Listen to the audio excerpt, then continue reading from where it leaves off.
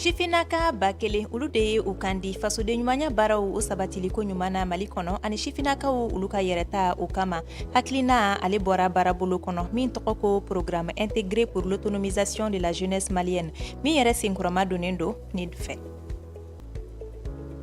Bank to wallet walima kafo tamana ale ye hakilina kura ye min bilala sen kan kafo jiginaw ani Orange Money ulu ka bolo di ɲɔgɔnma kɔnɔ ka se ka u ka clients ulu lafiya togodaw la ani Mali fan bɛɛ lajɛlen fɛ kafo tamanaw k'i ka wari sɔrɔ i sagoya la an bɛna perepere di aw ma bi kunnafoniyaw kɛnɛ kan. Ma kunnafoni tan bɛɛ dibi la aw minnu sɔnna ka Advance TV sugandi yaasa ka bɔ kunnasiri dibi la an bɛ aw fo aw ka danaya la dantɛ foli min na a ye aw bisimila bi juma ale don kunnafoniyaw kɛnɛ kan. Kunnafoni daminɛ la an bɛ aw ladɔnniya k'a fɔ ko minisiriso min bɛ sifinnakaw farikolo ɲɛnajɛ ale ni faso de ɲumanya ko kunna ale ye baarabolo kura dɔ bila sen kan sifinnakaw olu ka yɛrɛta kama toga min na ko programme intégré pour l'autonomisation de la jeunesse malienne Shifinaka ba kelen ɲɔgɔn olu de ye u kandi ni baarabolo in dafɛ yaasa fasoden ɲumanya wale una se ka kɛ sabatifɛn ye toga min na an ka jamana kɔnɔ. Baarabolo kofɔlen ale senkɔrɔma donnen do PNID fɛ fɛn min kɔni ye ni Shifinaka ninnu ka kalikan tali kɛnɛ kan minisiri caman tun bɛ yen nɔ Mamadu Jalo ale bɛ ɲɛfɔ k'an ye. Shifinaka ma ba kelen bɔɲɔnko cɛ fo ka taa fara musow kan olu yɛrɛ bila jamana ale ka hukumu kɔnɔ walasa an ka foroba cɛkɛdaw ka dɛmɛ ani dɛmɛ ta ka ɲɛsin olu ma cogo min na u bɛ se ka u sen do foroba baaraw la ka sɔrɔ a ma kɛ ni musaka ɲini ye walima ka kɛ ni sarako ye. Mɔgɔ tɛ kɛ foyi yɛrɛ kɔ donc an bɔdugu b'a la an bɛ participer a la ka dɛmɛ se u ma donc jamana ɲɛmɔgɔ ye hakilina ɲɛnama fɛnɛ ta hakilina min bɛ dɛmɛ kɛ an bɛ participer k'u dɛmɛ u ka baara la an'u ka hakilina la. Ne ɲɔgɔnna sifinnaka caman de bɛ yen minnu fana bɛ fɛ ka faso dɛmɛ mais u t'a dɔn faso bɛna n'a dɛmɛ cogo min na parce que bɛɛ fana mago bɛ ko faso k'i wele bon ni occasion ye an sifinnakaw an fana k'a dɔn faso se k'an bɛɛ wele mais an fana k'a dɔn fɔ an bɛ se ka faso dɛmɛ pour que don n'a nata la an fana bɛ fɛ ka min ye jamana ko la an bɛ fɛ ka min fana kɛ jamana ko la an fana ka sogo dɔn. O hukumu kɔnɔna la minisiri a ye ladilikan caman fɔ ni sifinnaka maa ba kelen ninnu ye k'a yira k'a fɔ jamana a jigi b'u kan wa u talen filɛ nin ka bila caman na u k'a kɛ ni cɛsiri ani tilennenya ye. Donc minnu bɛ ni kurun fɔlɔ la promotion fɔlɔ la n'o yɛrɛ di promotion fɔlɔ ye u m'an jigi b'aw kan kosɛbɛ k'a k'an ka jamana bɛ waleya min na bɛɛ b'a dɔn a tɛ taa cɛsiri kɔ k'a k'an ka jamana ɲɛmɔgɔ yɛrɛ a jigi dalen bɛ an ka sifinnakaw kan kosɛbɛ. Je pense que ministre ye mun fɔ yɛrɛdi baara la gɛlɛya bɛ se ka k'a kɔnɔ la mais a ka kan aw minnu sugantira Mali sifinnakaw caman na mais a k'aw jija pour que baara min kalifala la ka se ka o tɛmɛ an bɛ dugawu kɛ Ala k'aw dɛmɛ Ala kana basi bɔ la. Maa caman kun bɛ nin kɛnɛ kofɔlen kan fɛn min bɛ tali kɛ Burukinakaw ani Niger cakɛda minnu bɛ yen nɔ n'olu ka baara ɲɛsinnen don ka sifinnakaw kɔkɔrɔma don minnu b'u yɛrɛ bila jamana ka hukumu kɔnɔ k'u sen do foroba baaraw la olu nana ka se ka kɛ seereya ye nin kɛnɛ kofɔlen kan ani fɛnɛ ka sɛbɛnciya k'a fɔ bolodi ɲɔgɔnma min bɛ Sahel jamanaw ni ɲɔgɔn cɛ nin y'o sinsin sira dɔ ye. O tɛmɛlen kɔ ka bɔ yen nɔ ka fɔ jiginɛw ani Orange Money olu jɛra ka u tɛgɛnɔ bila bɛnkan sɛbɛn dɔ la u ka clients olu lafiya ko ɲuman kama sisan k'i bɛ se k'i ka wari ta i ka kafo compte kɔnɔ k'a bila i ka Orange Money compte kɔnɔ walima k'a ta Orange Money compte kɔnɔ k'a bila i ka kafo compte kɔnɔ ka se ka i ka wariko mako bɛɛ lajɛlen ɲɛnabɔ ka sɔrɔ i ma bɔ i sigiyɔrɔ la fɛɛrɛ kura kofɔlen a bɛ fɔ ale ma ko bank to wallet walima kafo taamana min bɛ sigi telefɔniw olu kɔnɔla la. Jɛɲɔgɔnya in sinsili kɛnɛ kan minisiri min kɔni bɛ jago ko kunna ale tun b'a kɛnɛ kan an ka kunnafoni ɲininaw olu fana tun bɛ kɛnɛ kan. Nin ye tɛgɛnɔ bila kelen ye sɛbɛn na sɛbɛn min bɛ jɛɲɔgɔnya sinsin ka fɔ jiginɛw ale ni Orange ni ɲɔgɔn cɛ laɲini ye ka fɛɛrɛ kura dɔ bila sen kan min n'a to ka fɔ ale ni Orange o comptew kulonselen ka to ɲɔgɔn na clients lafiya ko ɲuman kama u ko o fɛɛrɛ kura in ma ko bank to wallet walima kafo taamana plateforme min bɛ baara kɛ diɲɛ don ko don ani heure bɛɛ. Ka fɔ jiginɛ bɛ yɔrɔ caman banque tɛ yen microfinance wɛrɛw tɛ yen foyi tɛ yen fo ka fɔ jiginɛ bon donc o hukumu kɔnɔ gɛlɛyaw bɛ yen insécurité gɛlɛya bɛ yen terrorisme ko gɛlɛya bɛ yen bandiw yɛrɛ fana sen donnen b'a la n'a fɔra ko ka fɔ jiginɛ bɛ kɔɔri wari sara bi fo miliyari 10 san jara san ma ja k'a fɔ jiginɛ bɛ kɔri wari mun sara tikɛlaw ye a bɛ se fo miliyari 10 ma bon o sen tɛ u ka wari lamaga wɛrɛw la an ka kɛsu kɔnɔ bon a kɛsu dɔw bɛ dayɛlɛ dɔgɔkun kɔnɔ tile 2 bon donc o b'a yira k'a fɔ wari bɛ kaso la tile 5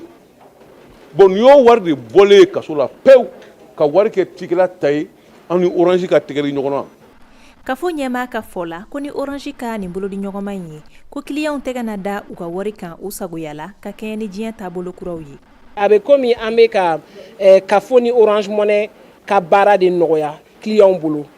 Client min ni wari b'a ka orange a ka kafo compte kɔnɔ a bɛ se k'a yɛlɛma rapidement ka taa n'a ye a ka orange money kɔnɔ n'a y'a bila ka orange money kɔnɔ a bɛ se ka retrait kɛ o bɛ se ka ɲɛsin an ka cikɛlaw ma minnu bɛ localité éloignées la a mago tɛ bilen ka bɔ ni wari jɛ ye a bɛ taa dɔrɔn a ka compte orange money la a bɛ se ka sanni kɛ n'a b'a fɔ o ma ko ye sarali ye wa warimisɛn ko fɛnɛ o fɛnɛ gérelen don marchand fan fɛ ka tila ka gérer client yɛrɛ fan fɛ donc bi kɔni ni partenariat in kɔfɛ les clients de Kafo Jiginɛ ani client Orange Money c'est comme si n'o y'a sɔrɔ u bɛ univers kelen kɔnɔ n b'a dɔn k'a fɔ ko mɔgɔ caman bɛ yen n'i y'a f'u ɲɛna dɔrɔn n bɛ n ka compte bancaire communiquer n ka téléphone na u b'a fɔ arnaqueur cayalen don mais an bɛ fɛ k'u rassurer k'a fɔ ko an ka système sécurisé don a fiable don et que mɔgɔw b'an bolo kuma bɛɛ minnu b'a essayer k'o bɛɛ surveiller. Ka se ka banque tu wallet walima jiginɛ taamana lasɔrɔ i ka téléphone kɔnɔ i ko Orange Money i bɛ a application de télécharger k'aw ladɔnniya k'a fɔ ko tɔgɔ sɛbɛn fɔlɔw o bɛ kɛ Orange la. An bɛ taa ni kunnafoniyaw ye halisa campagne belebele dɔ ale dayɛlɛla sifinnakaw ye yaasa ka se ka u kunnafoniya ɲɛnaminimafɛnw olu kɔlɔlɔ kan u ka kɛnɛyaw la. Baara in ale bɛna waleya Bamako Kayi ale ni Gawakaw fɛ yen nɔ baara in daminɛli o kɛra an fɛ yan nɔ Bamakɔ sigida 2nan na kɛrɛnkɛrɛnniyala Bagadajikaw fɛ yen nɔ yɔrɔ min yɛrɛ dɔnnen don ni dɔrɔgu ka kow ye kɛnɛ kan maaba caman kun bɛ yen nɔ minnu bɛ ka jigiya k'a fɔ ko fɛn min ye sifinnakaw ye k'u bɛna yɛlɛma don u taabolo la. Minisiri Fɔnba ale bɛ caman ɲɛfɔ an ye Modibo Kane Sidibe ka kuma bara la. Bi ɲɔgɔn ye sifu aw de ka kɛnɛ don mais kɛnɛ mun don ladili kɛnɛ de don an ɲɛ b'a la bi an ka jamana kɔnɔna la an ka masaw an ka du kɔnɔna la hali ekɔlisow la an bɛ yɔrɔ o yɔrɔ mɔgɔw b'a fɔ ko bi sini ɲɛsigi bɛ sifuw de bolo an yɛrɛ b'a fɔ ko a bɛ daminɛ bi de bi ani sini o ye sifuw ye mais ɲɛnamini fɛn dɔw bɛ yen nɔ sifuw donn'o la statistique dɔw ɲinana ko sifuw fanba olu bɛ ka u bɛɛ ka maga ɲɛnamini fɛnw na o kɔnɔna la an ko k'an bɛ jateminɛ kɛ parce que bi lakanali ko don mais bi prévention ko b'a la o ye k'a jateminɛ minnu bɛ fɛ ka don a la u b'u bali ka don a la u k'a dɔn olu yɛrɛ ko nin dɔrɔgu ta in tɛ ko ɲɛnama ye mais filanan ye mun ye minnu bɛ k'a ta kaban parce que dɔw bɛ k'a ta caman bɛ k'a ta kaban an ka mécanisme dɔw bila an ka quartier kɔnɔna la a bɛ taa dogo la a ma se aw k'aw ɲɛ yira aw tɔgɔw ka sɛbɛn a ka chef de quartier ninnu fɛ yen an bɛna mécanisme n'a waati sera a bɛna ɲɛfɔ aw ye n'a y'aw tɔgɔ sɛbɛn État kɛmɛ ka fɛn dɔw sigi sen kan walasa minnu bɛ k'a ta bi psychologiquement fura minnu kan ka k'a fɛ olu bɛ u dɛmɛ walasa u ka se ka bɔ a la ka dɔnkili da an b'a ɲini u fɛ u ko énergie kelen sɔrɔ walasa u k'a layɛ u bɛ se ka commission dɛmɛ a ka baara la cogo min na a tɛna dan Bamako yan nɔ a tɛna daminɛ région bɛɛ lajɛlen na dɔw bɛ daminɛ sini mais mission wɛrɛw fana bɛna kɛ sini ka daminɛ semaine prochaine na ka taa région Mali région bɛɛ kɔnɔna la parce que baara in Bamako dɔrɔn tɛ a bɛ Mali fan bɛɛ.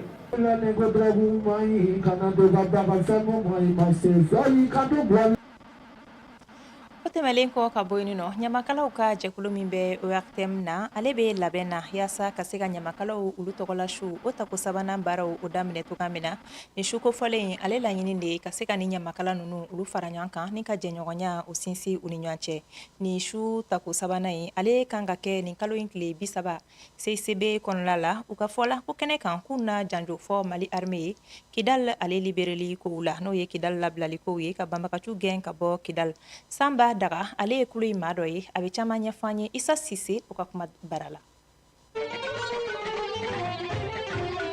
an bɛɛ bɛ yan an bɛ ɲɔgɔn sɔrɔ yan an bɛɛ bɔra des horizons différents dɔw bɔra an bɔra Tombouctou dɔw bɔra yɔrɔ wɛrɛ an ye ɲɔgɔn sɔrɔ yan le fait que an bɛɛ ye ɲɔgɔn sɔrɔ Radio Mali kɔnɔ an ko mun na an tɛ association dɔ kɛ mun bɛ ɲamakalaw bɛ fara ɲɔgɔn kan o de nana ni hakilina ye pour que an bɛɛ ka fara ɲɔgɔn kan ka se ka baaraw kɛ ɲɔgɔn fɛ ka an ka hɔrɔnw dɛmɛ Radio Mali baara la Radio Mali jɔ la ani Mali jɔ la mais ɲina kɛrɛnkɛrɛnya la an y'a dabɔ ka fɛti kɛ k'an ka Kidali de fêter Kidali mun donna Mali kɔnɔ mun kun tɛ Mali kɔnɔ a san caman soirée kɔnɔ soirée de don mun bɛ jeliw de bɛ foli kɛ u bɛ sanja foli kɛ u bɛ an ka kɔrɔlen foliw kɛ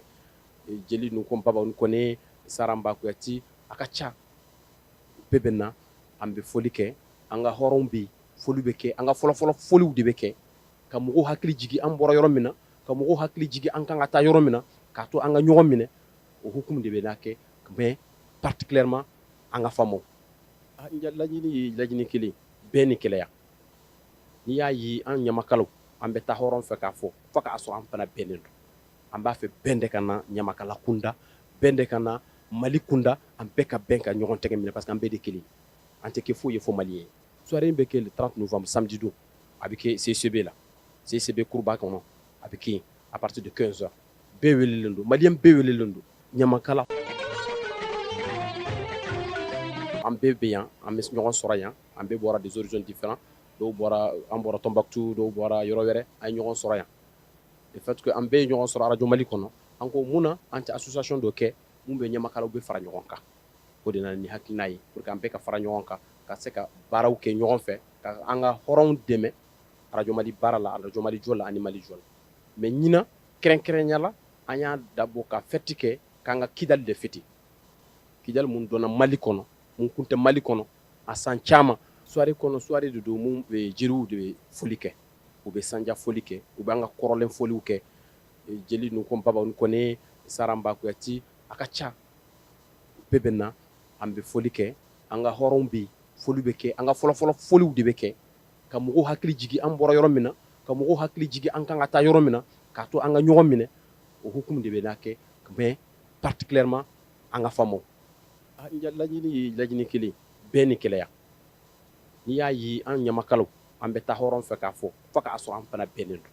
an b'a fɛ bɛn de ka na ɲamakala kunda bɛn de ka na Mali kunda an bɛɛ ka bɛn ka ɲɔgɔn tɛgɛ minɛ parce que an bɛɛ de kelen an tɛ kɛ foyi ye fo Mali ye soirée bɛ kɛ le 30 novembre samedi don a bɛ kɛ CCB la CCB kuruba kɔnɔ a bɛ kɛ à partir de 15 heures bɛɛ welelen don maliyɛn bɛɛ welelen don ɲamakala hɔrɔn a bɛɛ welelen don u ka na an ka nin fɛti ɲɔgɔn fɛ fɛti ye mun ye san jara récolte kɛra mun sɔrɔla o sanja fɛti de bɛ yen. Kunnafoni kuncɛla kunungo alamisa kupu Agiresma ale tako 6nan finali o tanna Mansa FC ale ni Lasa Foot olu de tun bɛ ɲɔgɔn na ɲɔgɔn kunbɛn in ale labanna Mansa FC maaw olu ka sebaya sɔrɔli la gɔnyi senfɛ Kajatu Bagayogo ale tun b'a kɛnɛ kan.